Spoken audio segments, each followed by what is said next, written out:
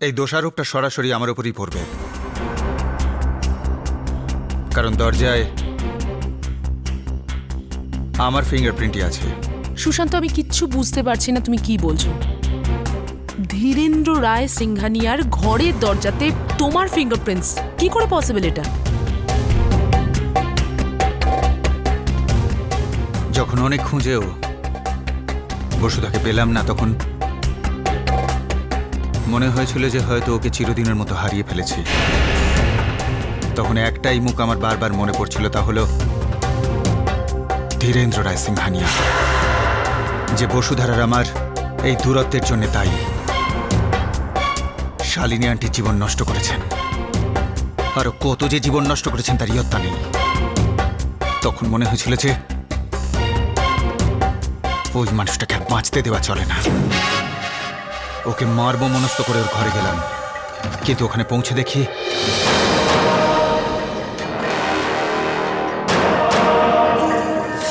আমাকে আর বসুধাকে আলাদা করতে চেয়েছিলে তুমি ধীরেন্দ্র রায় সিংহানিয়া। আলাদা হয়ে গেছে, আমাকে ছেড়ে চলে গেছে বসুধা। সারা জীবনের মতো আমাকে ছেড়ে চলে গেছে বসুধা। কিন্তু আমি তোকে বলেছিলাম যে যদি কখনো বসুধা, শালিনী আন্টি আর মা এদের কারোর কখনো কিচ্ছু হয়, তোকে আমি মেরে ফেলবো। কখন থেকে পাগলের মতো খুঁজছি বসুধাকে শহরের কোনায় কোনায়। আমি বসুধাকে কোথাও খুঁজে পাচ্ছি না। ধীরেন্দ্র রায় সিংহানিয়া, বসুধাকে খুঁজে পাচ্ছি না আমি।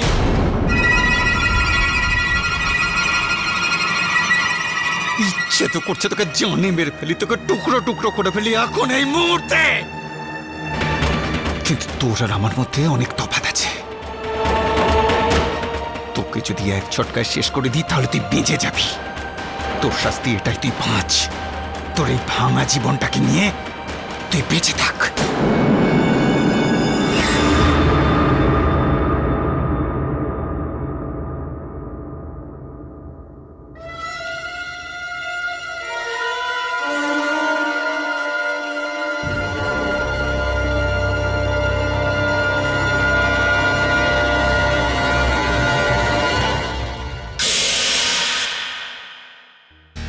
সুশান্ত, শুধুমাত্র তোমার ফিঙ্গারপ্রিন্টস মিললেই কেউ তোমাকে খুনি প্রমাণ করতে পারে না।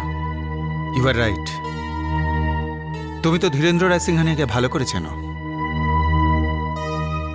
যদিও বেঁচে যায়, তবে জ্ঞান ফিরলে সবার আগে আমার নামটাই উল্লেখ করবে।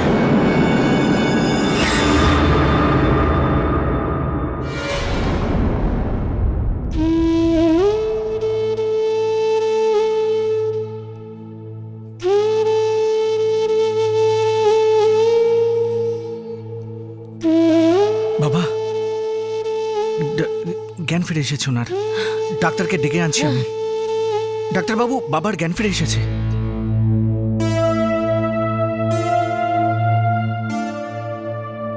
ওনার রিপোর্ট এসে গেছে। রিপোর্টে কি এসেছে ডক্টর? যা ভয় করেছিলাম তাই হলো।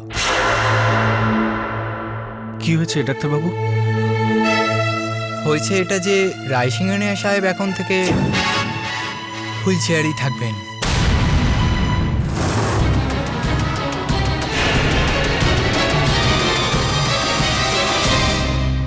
যেরকম আমি আগেও বলেছি যে এরকম আঘাতে শকের কারণে পেশেন্টদের প্যারালিটিকও হয়ে যেতে পারেন।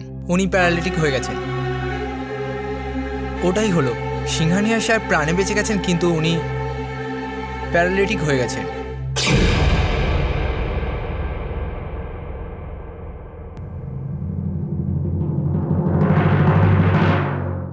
বেদান্ত এই সময় উনি দেখতেও পাবেন, শুনতেও পাবেন, রিয়্যাক্টও করতে পারবেন, কিন্তু কিছু বলতে পারবেন না। হে ভগবান, আমার ধীরু দাদার এ কি হাল করলে তুমি? কোন জনমের শোধ দিচ্ছ তুমি?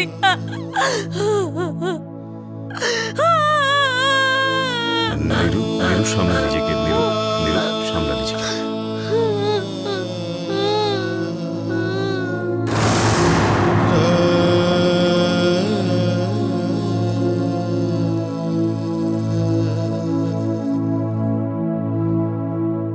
ডাক্তারবাবু, বাবাকে কবে বাড়ি নিয়ে যেতে পারবো? কিছু বলা সম্ভব নয়। প্যারালিটিক পেশেন্টদের রিকভার হওয়ার কোনো নির্দিষ্ট সময় হয় না। যদি ঠিক হওয়ার হয় তো 1-2 মাসের মধ্যেই ঠিক হয়ে যায়। তা না হলে আপনি যদি ওনাকে রোজ ওষুধ দিতে থাকেন তাহলে রিকভারি দেখতে পাবেনই। ঠিক আছে। আচ্ছা বেদান্ত, সার্জারির সময় যে আমরা স্টিচ করেছিলাম ওটা 2-3 দিন পরে কাটতে হবে, তো ততদিন উনি হসপিটালে যদি থাকেন তাহলে খুব ভালো হবে। ঠিক আছে ডাক্তার।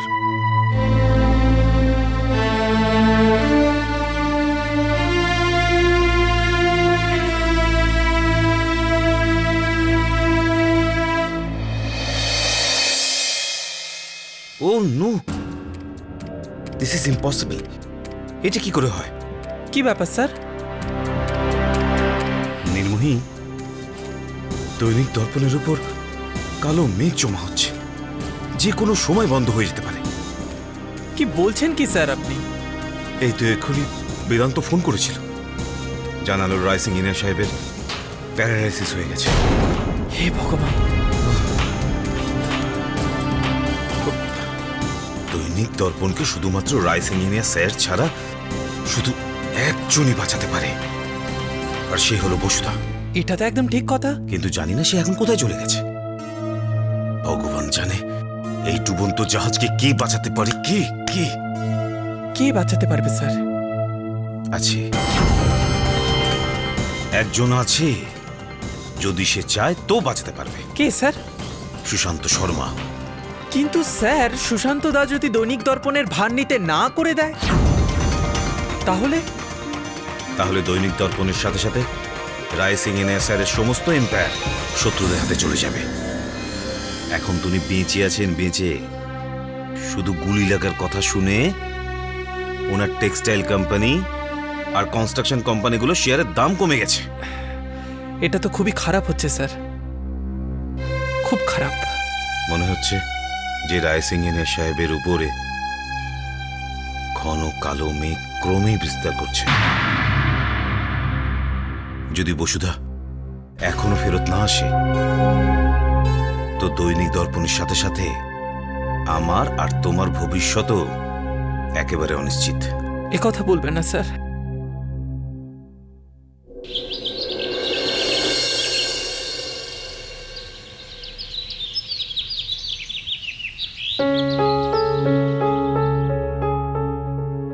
যে রাজত্বে আমার মায়ের লজ্জা, আমার দাদুর রক্ত, সেই রাজত্ব আমি ধ্বংস করব।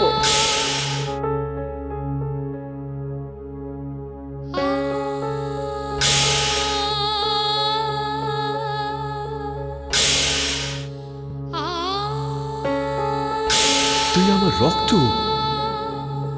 তোর দায়িত্ব আমার। এ কেমন অগ্নি পরীক্ষা!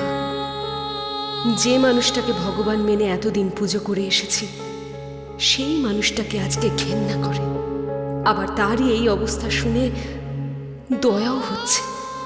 মনে হচ্ছে যে আমাকে পালন করার দেনা রয়ে গেছে। যদি এই দেনা শোধ করতে যাই তাহলে 25 বছর ধরে যে মায়ের কষ্টের প্রায়শ্চিত্ত করতে বেরিয়েছি সেটা ভেঙে যাবে। কোন রাস্তায় যাব? দেনা না প্রায়শ্চিত্ত?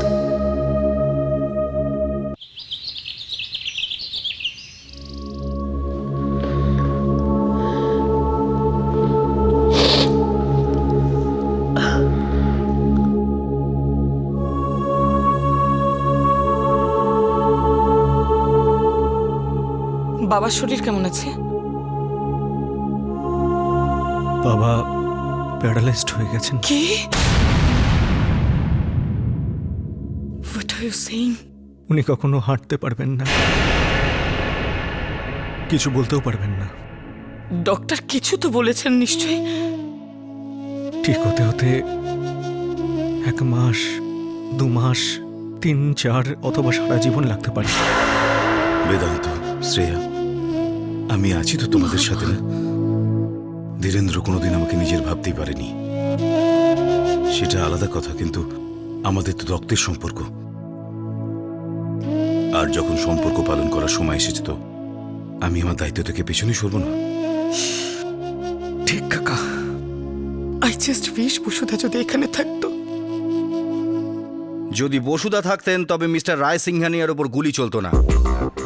মিস্টার ধীরেন্দ্র রায় সিংহানিয়ার ওপর ওনার প্রাণ নেওয়ার মতো আক্রমণ হয়েছিল, কিন্তু উনি বেঁচে গেছেন। আর আমরা খবর নিয়ে নিয়েছি এটা কে করেছে।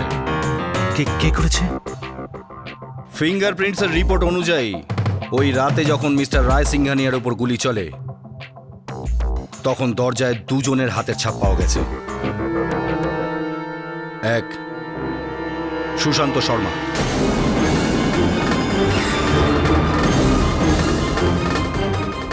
কিন্তু ওনার হাতের ছাপ শুধু বেডরুমের দরজার ওপর পাওয়া গেছে। আর দ্বিতীয় জনের হাতের ছাপ দরজায়, বিছানায় আর ওই গানের ওপরেও ছিল, যেটা মিস্টার রায় সিংহানিয়ার পাশে ছিল।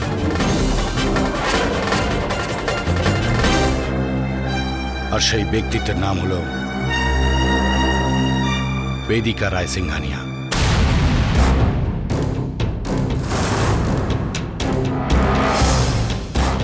বাবাকে গুলিয়ে আমি করিনি। দেখুন ইন্সপেক্টর, দিদি এরকম কিছু করতে পারে না। আমিও সেটাই ভাবছি, কারণ মেয়েরা তো বাবাকে ভীষণ ভালোবাসে।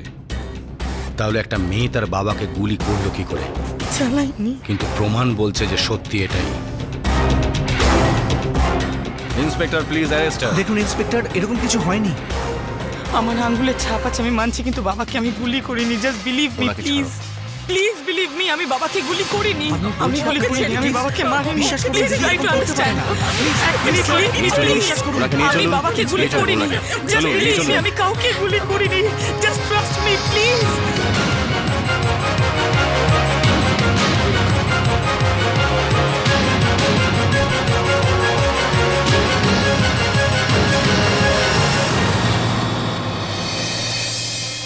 হে ভগবান, বেদিকাও দাদাকে মারতে চেয়েছিল।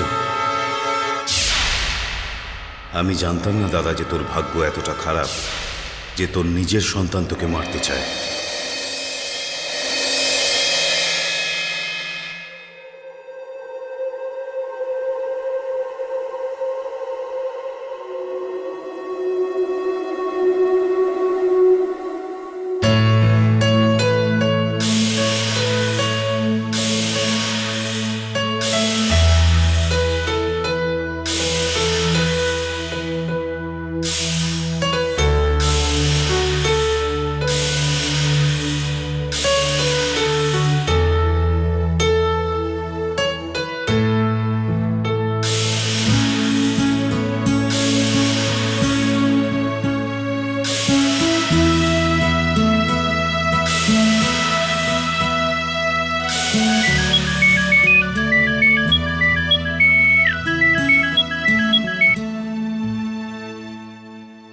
হ্যালো।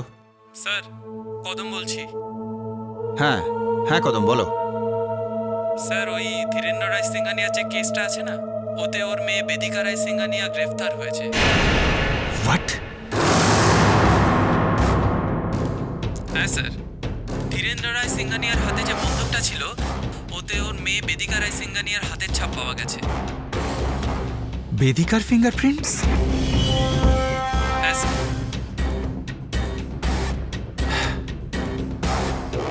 ঠিক আছে, থ্যাঙ্কস কদম।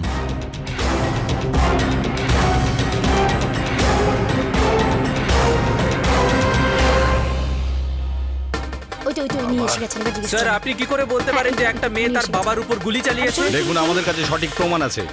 আমরা বেদিকার ফিঙ্গারপ্রিন্টস পেয়েছি ওই ঘরে যেখানে গুলি চালানো হয়েছিল এবং সেই গানের ওপরে। ফিঙ্গারপ্রিন্ট থেকে এটা তো প্রমাণ হয় না যে ওটা ওর মেয়েই চালিয়েছিল। মেয়ে তো তার বাবার ঘরে যখন ইচ্ছা তখনই যেতে পারে। দেখুন, আপনি যেটা বলছেন সেটা সঠিকও হতে পারে, ভুলও হতে পারে। বেদিকা আমাদের সন্দেহের তালিকায় আছে, তাই ওকে রিমান্ডে নেওয়া হলো। আপনারা অপেক্ষা করুন, সত্যিটা ঠিক সামনে চলে আসবে, প্লিজ।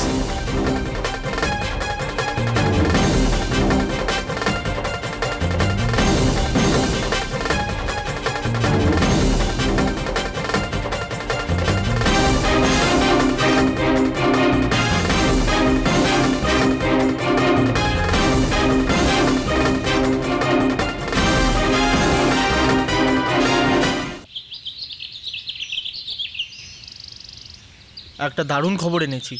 বলো। বেদিকা রায় সিংহানিয়াকে পুলিশ গ্রেফতার করেছে। ধীরেন্দ্র রায়সিংহানিয়াকে হত্যার চেষ্টা করার অপরাধে এখনো হেফাজতে আছে আর জিজ্ঞাসাবাদ চলছে।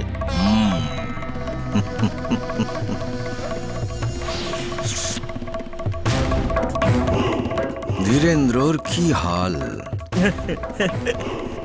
স্যার ও তো একরকম মরেই গেছে, কোনো কাজে আসবে না আর।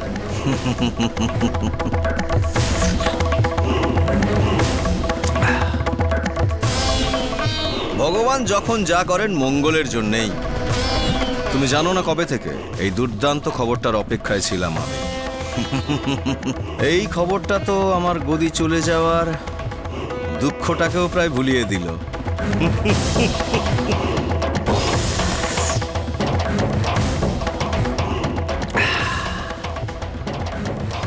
এখন আমায়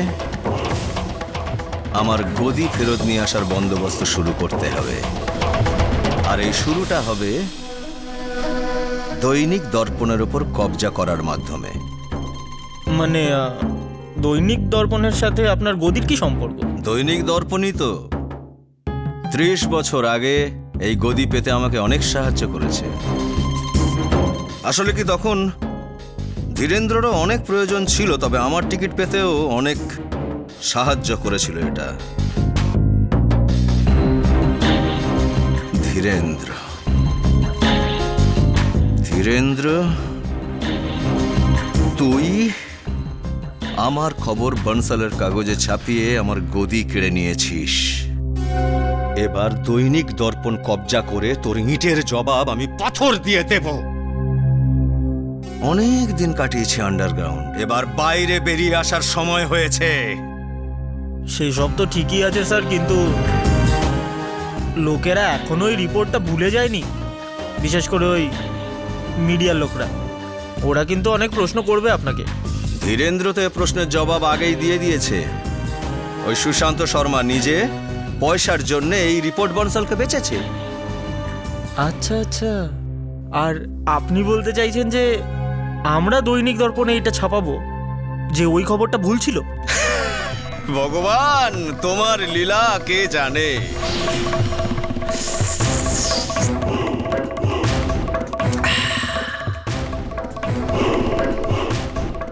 মা, আমি মন্দির হয়ে আসছি, তুমি দরজাটা বন্ধ করে দিও। পেপারটাও আজ